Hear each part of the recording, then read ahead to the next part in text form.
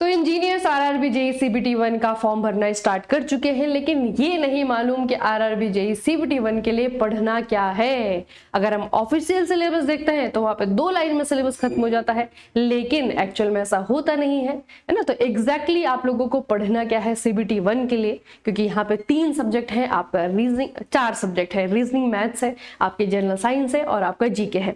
तो क्या पढ़ना है इन 4 सब्जेक्ट में, क्योंकि ऑफिशियल सिलेबस के भरोसे अगर हम रहे तो फिर आपका गेम खत्म हो जाएगा। तो आज की वीडियो में जानेंगे इसी बारे में, इसी चीज पे चर्चा करने के लिए आज का सेशन आपके लिए लाया गया है। तो स्टार्ट करते हैं आज के सेशन को। Let's discuss the syllabus of RRB JE CBT 1। सबसे पहले पैटर्न आप लोगों को मालूम है, जैसे मैंने आपको कहा कि 4 सब्जेक्ट है, मैथमेटिक्स है, आपका रीजनिंग है, आपका अवेयरनेस है, आपका जनरल साइंस है। अगर हम बच्चे वेटेज की बात करते हैं तो सबसे कम वेटेज जो है आपका जीके रखता है, जनरल अवेयरनेस रखता है। उसके बाद में जो है आपका आता है 25 मार्क्स का रीजनिंग, फिर उसके बाद में जो है आपका मैथमेटिक्स और जनरल साइंस दोनों जो है आपका सेम वेटेज के साथ में आते हैं। ठीक है, तो सबसे पहले मैं सबसे कम वाले की ही बात कर लेती हूँ, जो कि है तो कम, मतलब वेटेज कम है, लेकिन अगर सिलेबस देखोगे तो अथाह है ना, बिल्कुल जो है समुद्र के जैसा है। तो इस समुद्र में जो है कौन कौन सी चीजें ऐसी हैं जो कि हमारे लायक है। तो ऑफिशियल सिलेबस में अगर आपको बताऊं तो ऑफिशियली जो है आपका नोटिफिकेशन में कुछ इस तरीके से जो है ऑफिशियल सिलेबस जो है आरआरबी के द्वारा जीके का बताया गया है ना। ऊपर जो है आपको देख लो, ये एक्चुअल में है, मैंने उसी का जो है स्क्रीनशॉट लिया हुआ है।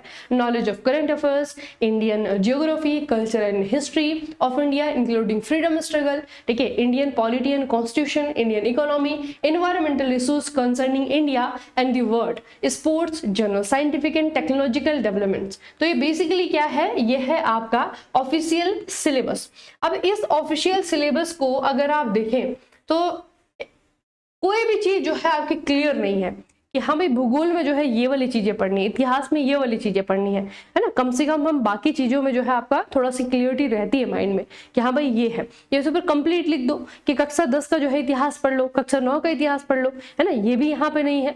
तो इसको जो है आपका थोड़ा सा कह सकते हैं कि डिकोड करने के लिए हमें जाना पड़ता है पीवाईक्यू की तरफ, है ना। पीवाईक्यू जितने भी अभी तक बच्चे आपके एग्जाम्स हुए हैं, आप 2019 का, 2024 का और 2025 का, ये 3 जो है हमारे पास में साल है। इन एग्जाम्स को एनालाइज करने के बाद में इन सब्जेक्ट में एग्जैक्टली पढ़ना क्या है और वो मैं आपको बता रही हूँ। ठीक है, पढ़ना क्या है। देखो, सबसे पहले हम हिस्ट्री की अगर हम बात करते हैं तो कुछ टॉपिक्स है जो कि हमको करने हैं, बाकी सारा इतिहास आप लोग छोड़ दो बच्चे। ठीक है, सबसे पहले जो है आपका मॉडर्न हिस्ट्री की बारी आती है, तो इसमें है आपकी गांधीवादी युग, और गांधीवादी युग में जितने भी मूवमेंट्स हुए हैं सारे के सारे अच्छे से डीप। ठीक है, उसके बाद में आपका क्रांतिकारी आंदोलन आ जाता है, स्वतंत्रता सेनानी आ जाते हैं। तो क्रांतिकारी आंदोलन का मतलब आपका क्या है, भगत सिंह एंड पार्टी। उसके पहले जो है आपका 1905 में स्वदेशी आंदोलन होता है, बहुत सारे लोग जो है रिवोल्यूशनरी मूवमेंट करते हैं। वो जितने भी इवेंट है, बहुत ज्यादा नहीं है वो, ठीक है, वो सारी के सारे इवेंट आपको पता होना चाहिए। फ्रीडम फाइटर्स, है ना, किसने कहां पे कंट्रीब्यूट किया है, इनके बारे में आप लोग को पता होना चाहिए। उसके बाद में जो है आपके नेशनलिस्ट मूवमेंट की अगर हम बात करें, राष्ट्रवादी आंदोलन, इसमें जो है बच्चे आपके खूब सारे ऐसे आंदोलन आ जाते हैं जिसमें कि आपका जैसे भारतीय राष्ट्रीय कांग्रेस भी आ जाती है ना, जब हम गदर पार्टी ये सारी की सारी चीजें पढ़ते हैं वो भी उसमें आ जाती है। ठीक है, और साथ में आता है आपका धार्मिक आंदोलन, भक्ति आंदोलन। ये थोड़ा सा जो है आपका मतलब बहुत ज्यादा डीप नहीं है, कुछ ही जो है आपके संत हैं जिनके बारे में आपको पढ़ना पड़ता है।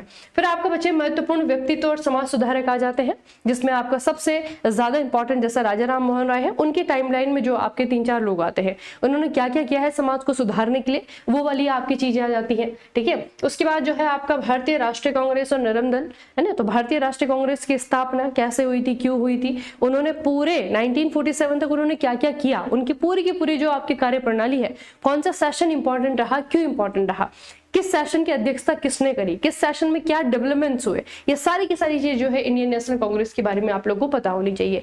1857 का रिवोल्ट, ये अपने आप में बहुत इंपॉर्टेंट टॉपिक है।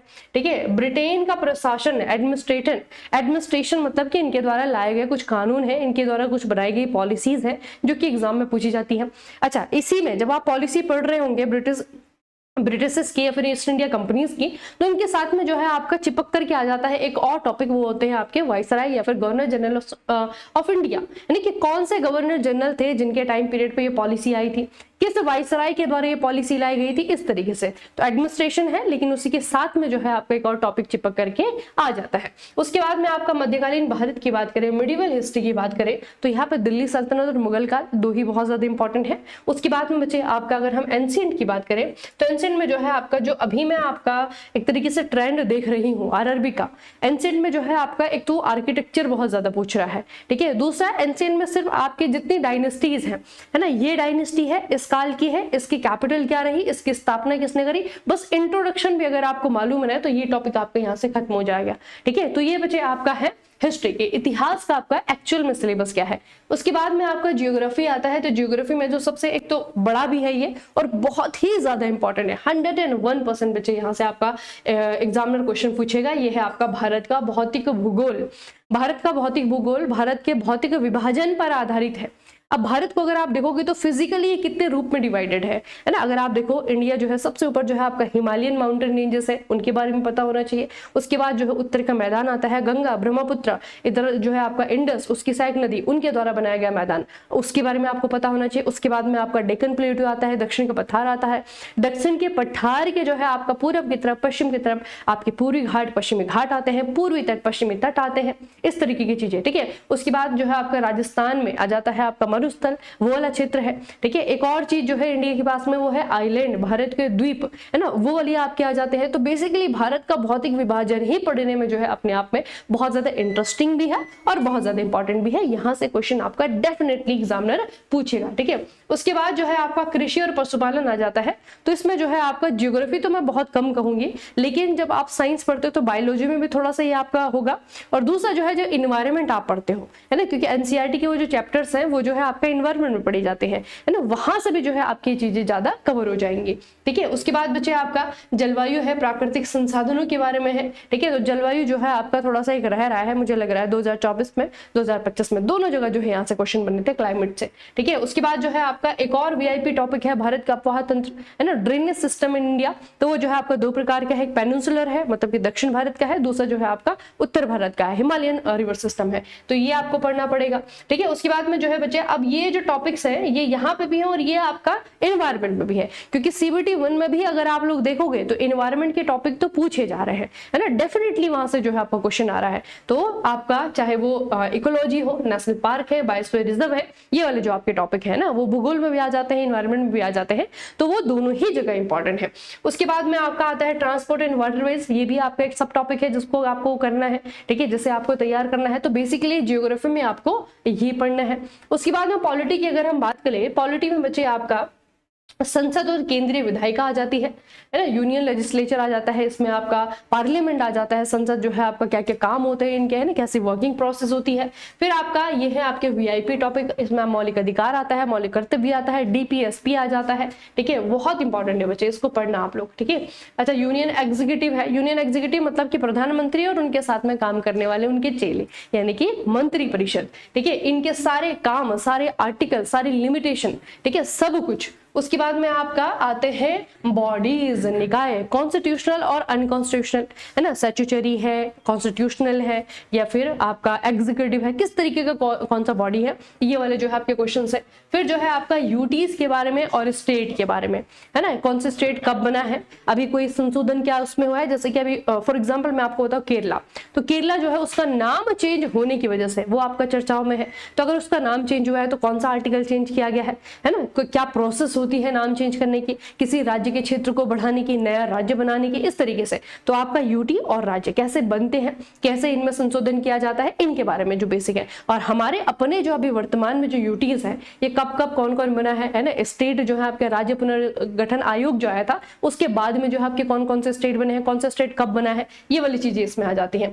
केंद्रीय कार्यपालिका, राष्ट्रपति, उपराष्ट्रपति, ये चलो मैंने आपको बता दिया है। सिटीजनशिप भी आपका इंपॉर्टेंट टॉपिक है। और एक आपका है न्यायपालिका, सर्वोच्च न्यायालय, जुडिशियरी, ठीक है, ये भी आपका इंपॉर्टेंट टॉपिक है। उसके बाद बच्चे इकोनॉमिक्स की अगर हम बात करें तो इकोनॉमिक्स वैसे तो अगर आप देखो ध्यान से तो इकोनॉमिक्स जो है बहुत ही ज्यादा इंपॉर्टेंट नहीं है, बाकियों के कंपैरिजन में यहाँ से जो है आपका एक क्वेश्चन आता है और कभी कभी वो एक भी नहीं आता है। लेकिन अगर आपके पास आप थोड़ा सा इंटरेस्टेड हो, पढ़ना चाह रहे हो तो बच्चे एक तो आपका जो है इकोनॉमिक मॉडल डेवलपमेंट, मतलब जो पहला चैप्टर है आपका इकोनॉमिक्स का ना, ये थोड़ा सा है ना, आर्थिक इतिहास भारत का क्या है, 1991 से पहले की नीतियां, 1991 के बाद की जो है इंडिया की पॉलिसीज क्या रही हैं। एग्रीकल्चरल सेक्टर्स में आपका आ जाता है बैंकिंग, ये सबसे इंपॉर्टेंट है ना, बैंकिंग आ जाती है। मॉनेटरी पॉलिसी जो है आपका पूछा जाता है, ये बहुत इंपॉर्टेंट है आपका, ठीक है। टैक्सेशन में ज्यादातर जो है जीएसटी के बारे में ही आपके क्वेश्चन आते हैं। इकोनॉमिक रिफॉर्म में जो है आपके कौन कौन सी कमिटीज बनी है, क्या क्या कब कब काम रहा है ना, पुअर्टी के लिए कौन सी कमेटी बनी है, बैंक के सुधार के लिए जो है आपकी कौन सी कमेटी बनी है, तो इकोनॉमिक सुधार में हमने क्या क्या किया है, कौन कौन से एक्ट हम लेकर के आए हैं, वो है आपका। और एक आता है जनसांख्यिकी, तो जनसांख्यिकी जो है अभी तो थोड़ा सा ये लग रहा है कि 2027 का जो है आपका जनगणना है, तो थोड़ा सा जो 2011 के क्वेश्चन पहले बहुत ज्यादा एग्जाम में आते थे, है ना, थोड़ा सा वो जो है अब आने कम हो गए हैं, है ना। अगर आप देखो ध्यान से भी तो आप भी देख रहे होंगे कि 2026 में जो आपके एग्जाम्स हुए हैं वहां पर 2011 के जो क्वेश्चंस हैं वो आपके बिल्कुल नेग्लेक्ट हो गए, जबकि इससे पहले के एग्जाम्स अगर आप देखोगे तो 2011 का जो जनगणना का जो पूरा का पूरा जो वो था डेटा था, वो हम बहुत अच्छे से याद करते थे। मैं आपको कितने सारे सेशन करवाती थी उसकी, है ना, लेकिन वो ट्रेंड थोड़ा सा अभी पीछे हो गया है ना। उसके जो क्वेश्चंस है वो बहुत ज्यादा नहीं पूछे जा रहे हैं, ठीक है। तो जनसंख्या क्योंकि अभी 2027 का है, तो नई वाली जनगणना के बारे में पूछा जा सकता है, उसकी कैरेक्टरिस्टिक्स के बारे में पूछा जा सकता है, क्या विशेषता है इस बार की जनगणना की, ठीक है, वो जो है आपको एग्जामिनर पूछ सकता है, ठीक है। ये टॉपिक्स हैं आपके इकोनॉमिक्स के। उसके बाद में बच्चे आर्ट एंड कल्चर है, ये भी बहुत इंपॉर्टेंट रोल प्ले करता है। देखो आरआरबी की तैयारी कर रहे हो वहां पे काम आएगा,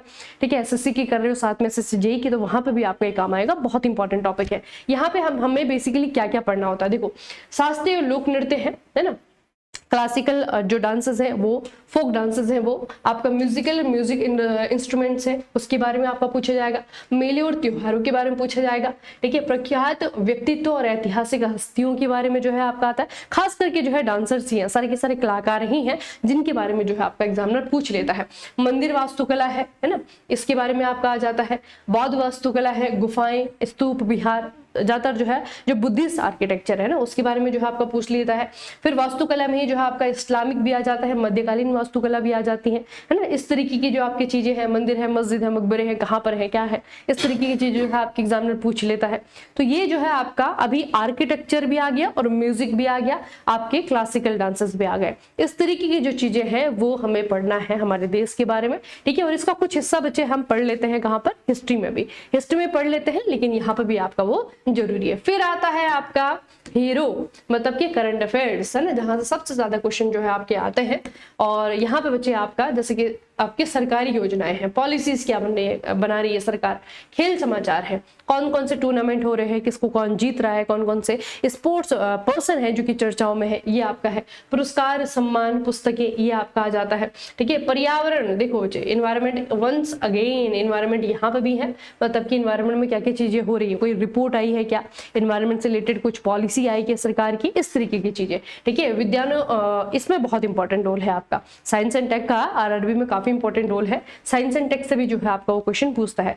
रिपोर्ट, रैंक और सूचकांक यहाँ से आता है, ठीक है। सम्मेलन है, मेनली जो है आपका शिखर सम्मेलन ही पूछता है ना, या फिर आपका और एक और है आपका नियुक्तियां, अपॉइंटमेंट। तो बेसिकली बच्चे आपके ये वो टॉपिक्स है जहां से कि करंट अफेयर्स आपका अच्छा होना चाहिए।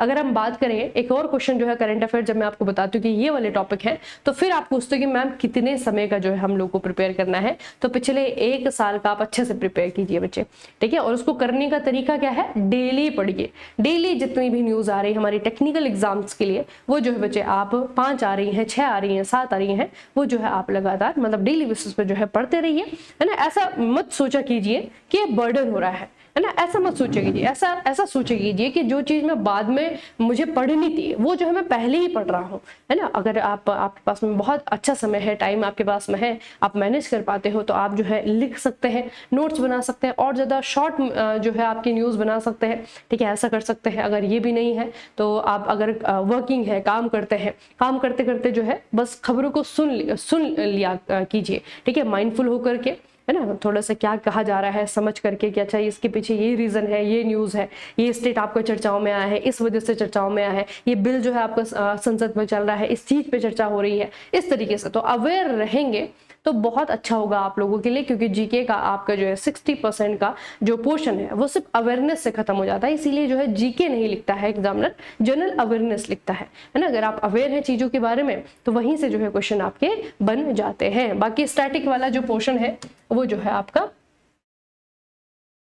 मैंने आपको डिफाइन कर दिया है कि ये जो है डेफिनेशन है स्टैटिक जीके की, यहाँ से जो है आपका एग्जैक्टली क्वेश्चन पेपर बनता है। ठीक है, तो अब जो है इसको अगर पढ़ना है तो कहाँ पे जुड़ना है आपको, मैकेनिजी मैकेनिकल मोबाइल एप्लीकेशन है हमारा, वहाँ पर जाएंगे, वहाँ पे जो है आपको CBT 1 का कंप्लीट बैच बच्चे मिलेगा। और ये जो टॉपिक्स हैं जो मैं आपको बता रही हूँ ना, इसका जो आपका एग्जैक्ट RRB JEE के लिए जो आपका डेटा है, कंटेंट है, वो आपको वहाँ पे मिलेगा। ठीक है, उसके अलावा साइंस है, रीजनिंग है, मैथ्स है, सबका जो है आपको बेस्ट कंटेंट वहाँ पे मिलेगा। अब जो है साइंस की बारी है, ध्यान से सुनिएगा, क्योंकि साइंस का भी ऑफिशियल सिलेबस अगर आप देखें तो वहाँ पे 2 लाइन में जो है ऑफिशियल सिलेबस खत्म कर दिया है ना। तो 2 लाइन तो है नहीं, वैसी बात है, 30 नंबर की साइंस है। तो 30 नंबर की साइंस के लिए अगर आपको NCERT भी पढ़नी है तो कैसे पढ़नी है वो सर आपको बताएंगे। ठीक है, तो अतिंदु सर आ रहे हैं अभी आपको साइंस के बारे में बताने के लिए, जुड़े रहिए उनके साथ में।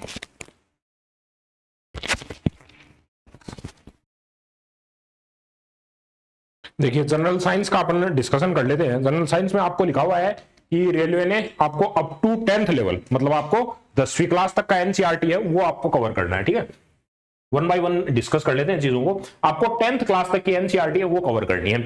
अपना साइंस का पैटर्न कब से शुरू होता है, 6th क्लास से। आपको जो साइंस है वो 6th क्लास से शुरू होती है। तो 6, 7, 8, 9 और 10 यहां तक आपको कवर करना है। ठीक है ना, मतलब आपको 5 बुक्स है वो कवर करनी है, 5 बुक्स कवर करनी है। कौन कौन सी, फिजिक्स हो गया, केमिस्ट्री हो गया, और लाइफ साइंस में आपको बायोलॉजी और एनवायरनमेंट दोनों टॉपिक बोल करके चलता है। तो 6 से लेकर के 10 तक की आपको जो साइंस की बुक है NCERT की, CBSE पैटर्न पर आपको बोला गया है, CBSE सिलेबस की बुक आपको जो है पढ़ करके चलनी है। तो इसके बारे में देखते हैं 1 by 1। आपको बुक्स है वो डिस्प्ले करता हूं। सबसे स्टैंडर्ड चीज जो है वो है NCERT। ठीक है ना, NCERT में से डायरेक्ट क्वेश्चन पुट करता है, तो आपको डायरेक्टली यहां पर कोई ज्यादा कंफ्यूजन आपको होगी नहीं, क्योंकि यहां पर ये 6th क्लास की आपकी, ये 6th क्लास की आपकी NCERT है, ये 7th क्लास की NCERT है। ठीक है, इसके बाद में नेक्स्ट है ये 8वीं क्लास की है, और ये आपकी 9th क्लास की जो अपडेटेड हो गई है। ठीक है ना, अपडेट हुई है। ठीक है, ये जो 9th क्लास वाली NCERT है ये है 10th क्लास की, ये है 10th क्लास की। तो एक कंप्लीट टॉपिक आप तैयार करो, इससे बाहर आपका एक सिंगल वर्ड भी नहीं जाएगा, इसके बाहर आपका एग्जाम्पल भी बाहर नहीं जाएंगे। ठीक है, एज इट इज यहीं से आपका क्वेश्चन है वो पुट किया जाता है। ठीक है, तो ये सारे टॉपिक्स हैं, इन्हीं को अपन ने या तो आप इस वे के अंदर पढ़ो कि भाई 6th क्लास वाली पढ़ी, 7th क्लास वाली, या फिर अपन ने जो सिलेबस के अंदर कवर करने हैं उसमें देखो डाइवर्सिटी ऑफ लिविंग वर्ल्ड, यहां पर आपको 6th क्लास की NCERT के अंदर दिया हुआ है। इसके बाद में नेक्स्ट यही आपको जो 9th क्लास वाली NCERT है, 9th क्लास वाली NCERT डाइवर्सिटी एंड क्लासिफिकेशन यहां पर भी लिख करके देता है। तो कंबाइंड एक पूरा पढ़ लो भाई, आप बायोलॉजी का स्टार्टिंग जो टॉपिक है जो क्लासिफिकेशन, उसी के अंदर कंप्लीट कवर कर लो। ठीक है, इसी टाइप से जो आप अगर NCERT के अकॉर्डिंग कवर करोगे तो ये देखना यहां पर आपको एक्सप्लोरिंग मैग्नेट, तो जो अपन इलेक्ट्रिसिटी का पार्ट पढ़ेंगे, electricity and magnetic effect of electricity, उनको ये पॉइंट्स जो है वो भी वहीं पर ऐड कर लो। तो इस टाइप से अपन ने कंप्रेस फॉर्म के अंदर टॉपिक यही पढ़ने हैं, कोई चेंजेस नहीं है।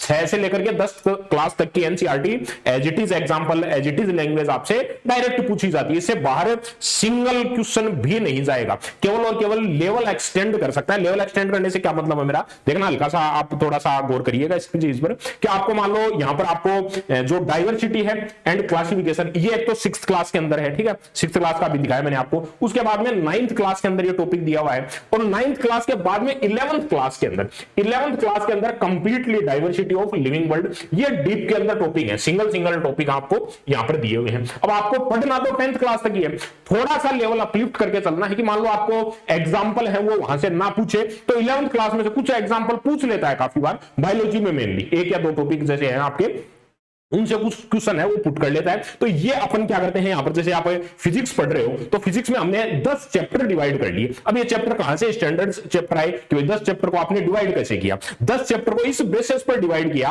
कि यहां पर आपको कक्षा 6 से लेकर के 10 तक के सारे आपके चैप्टर्स कवर हो जाएं, उनको इंक्लूड करते हुए जैसे यहां पर आपको हीट ट्रांसफर दिया हुआ है, टाइम एंड मोशन दिया हुआ है, यहां पर आपको जो कंप्लीटली जो फिजिकल और केमिकल प्रॉपर्टीज के बारे में दिया हुआ है, इलेक्ट्रिसिटी वाला टॉपिक है, एसिड बेस एंड साल्ट वाला टॉपिक है। इन सबको एक साथ में अपन इंक्लूड करते हुए, जैसे स्टार्टिंग टॉपिक अपन डायमेंशंस पढ़ते हैं, उसके अंदर अपन ने टेंपरेचर एंड मेजरमेंट ये इंक्लूड कर लिया। ठीक है ना, measurement of length and motion इनको कवर कर लिया। तो सबको एक कंपाइल करके, ताकि आपको अलग अलग ना पढ़ना पड़े, एक वे के अंदर आप पढ़ सको, इसके लिए अपन एक साथ कंपाइल पढ़ करके चलते हैं। इस टाइप से फिजिक्स है, इसको 10 टॉपिक्स के अंदर डिवाइड कर लिया और सब इन्हीं के अंदर आ गए, मतलब 6 से लेकर के 10 तक के NCERT इन टॉपिक्स को कवर करती है सारी। एनसीईआरटी पढ़नी है, वन ऑफ द बेस्ट, वो स्टैंडर्ड सोर्स है, उसके बाहर सिंगल आपका एक सिंगल लाइन सिंगल एग्जांपल भी बाहर नहीं जाएगा। एनसीईआरटी स्टैंडर्ड है, ठीक है ना।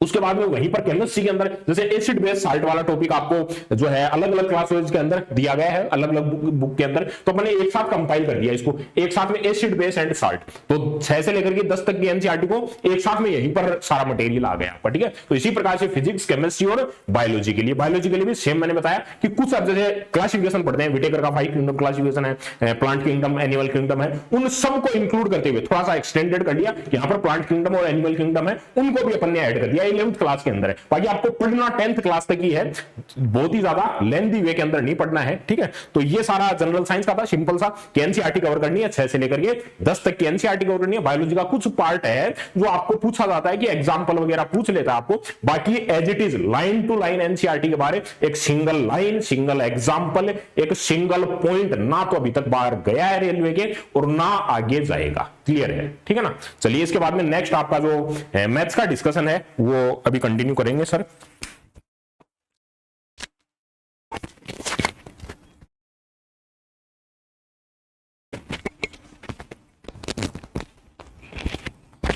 हेलो बच्चों, तो आप लोगों ने देख लिया है जीके जीएस का सिलेबस क्या है, पढ़ना क्या है। देखो सबसे इंपॉर्टेंट ये है ना कि पढ़ना क्या है। सिलेबस तो आ जाता है लेकिन सब कुछ उसमें से आ रहा है कि नहीं आ रहा है, कुछ एक्स्ट्रा आ रहा है कि नहीं आ रहा है, इन चीजों का ध्यान रखना बहुत ज्यादा जरूरी है। साइंस में भी यही चीज है।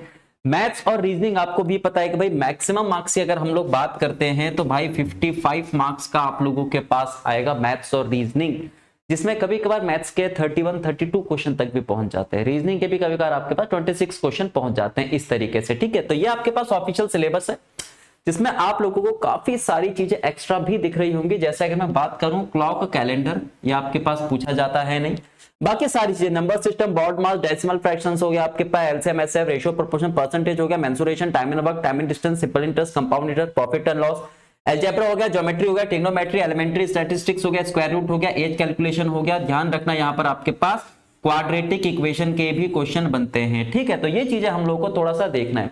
सिलेबस हमें बताता है कि यार किस तरीके से आप लोगों को पढ़ना है, लेकिन अगर आप अच्छे तरीके से एनालाइज करोगे पीवाईक्यू तो वो आपको बताएगा कि एक्चुअल में आप लोगों को क्या पढ़ना है, कहां से ज्यादा क्वेश्चन आ रहे हैं, ठीक है। देन उसके बाद अगर हम रीजनिंग की बात करते हैं, एनालॉजी हो गया आपके पास, alphabetical number series, coding decoding, mathematical operation, relationship, syllogism हो गया आपके पास, जंबलिंग हो गया, वेन डायग्राम, डेटा इंटरप्रिटेशन, हालांकि इंटरप्रिटेशन तो नहीं आता है लेकिन आपके पास डेटा सफिशिएंसी आता है, कंक्लूजन एंड डिसीजन मेकिंग, ये भी आपके पास आरआरबी जेईई में इसके क्वेश्चन नहीं बनते हैं, ठीक है। लेकिन सिलेबस में देर का है, पढ़ना सब कुछ है, पढ़ना तो आप लोग को सब कुछ पड़ेगा, क्लॉक कैलेंडर भी आप लोग को पढ़ना पड़ेगा क्योंकि सिलेबस में अगर देर का है तो आप लोगों के पास क्वेश्चन बन सकते हैं, ठीक है। लेकिन हमें तो क्वालिफाई करना है अच्छे मार्क्स से, तो हम ज्यादा फोकस उस पर करेंगे जो सबसे ज्यादा पेपर में पूछा जाता है, ठीक है। बाकी आपके पास सिमिलैरिटी, डिफरेंस हो गया, एनालिटिकल रीजनिंग हो गया, क्लासिफिकेशन, डायरेक्शन, स्टेटमेंट, आर्गुमेंट, यही वाला आपके पास मतलब डिसीजन मेकिंग वाले आपके पास पूछे जाते नहीं है।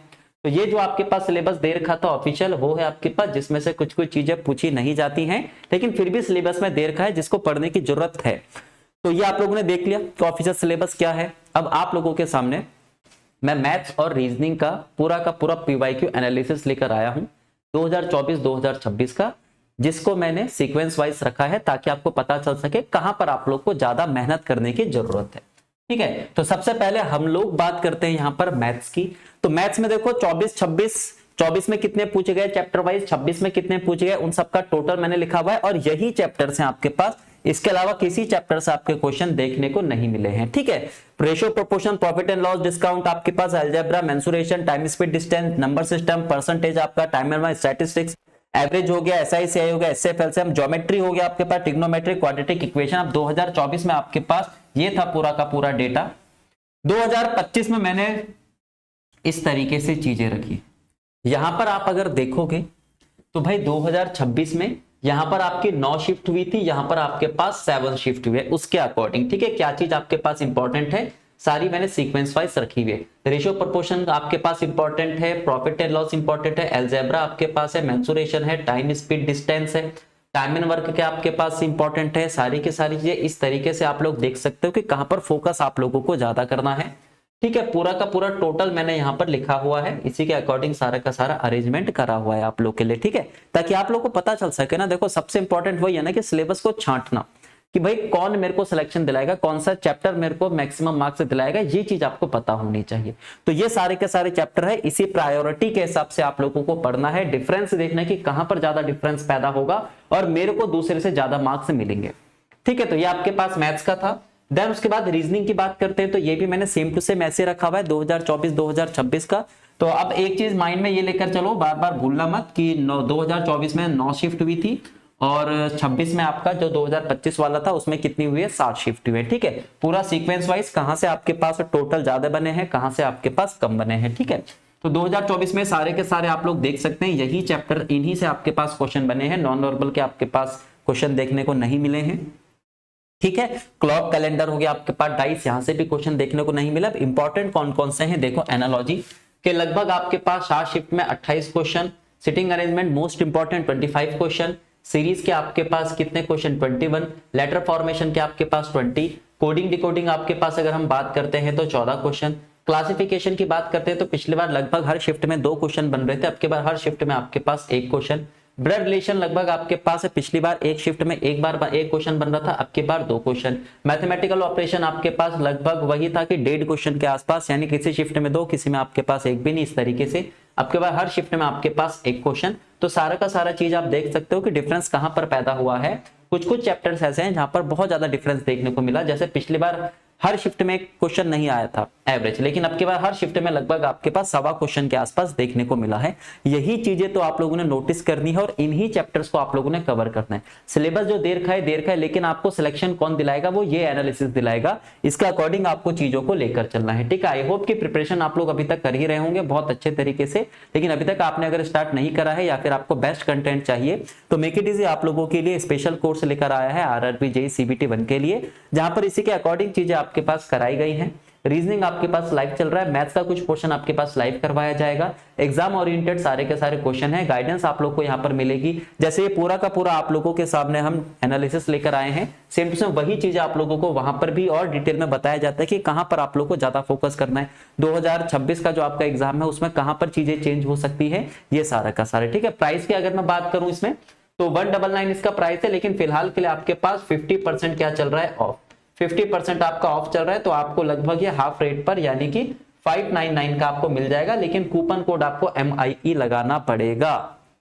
ठीक है, तब आपको 50% ऑफ मिलेगा। तो बेस्ट कंटेंट है, बेस्ट फैकल्टी आपके पास, सारी के सारी चीजें एग्जाम ओरिएंटेड है, सारा का सारा डिटेल आप लोगों को बताई जाती है, वहां पर कहां पर फोकस करना है, कहां पर नहीं करना, गाइडेंस सेशन के थ्रू आपको बताया जाता है, 1-to-1 इंटरेक्शन होता है जहां पर हम लोग आप लोग के डाउट्स लेते हैं, उन डाउट्स को सॉल्व करते हैं। ठीक है, हर एक चीज आप लोग को यहाँ पर मिलेगी, PDF मिलेगी आप लोग को, नोट्स मिलेगी, प्रैक्टिस शीट आप लोग को, हर एक चीज मिलेगी। तो फिलहाल आज के सेशन को यहीं पे रखते हैं। तो बस ये डिफरेंस आप लोगों को पता होना चाहिए कि ऑफिशियल सिलेबस क्या है और पेपर में आपके पास कहां से ज्यादा आता है ना। ऑफिशियल सिलेबस में आपके पास चैप्टर लिखे हुए होते हैं जो ये नहीं बोलता कि भाई किस चैप्टर से कितने क्वेश्चन आएंगे। इस तरीके के एनालिसिस जब हम आप लोग के लिए करके आते हैं तो तब हम आप लोग को बताते हैं कि कहां पर आप लोग को ज्यादा फोकस करना है, मिनिमम टाइम पर मैक्सिमम हम लोग को क्या करना है, आउटपुट लेना है। ठीक है, तो फिलहाल आज के सेशन को यहीं पर एंड करते हैं, ऐसे ही और इंफॉर्मेटिव सेशन भी आप लोग के लिए लाते रहेंगे। Okay, thank you.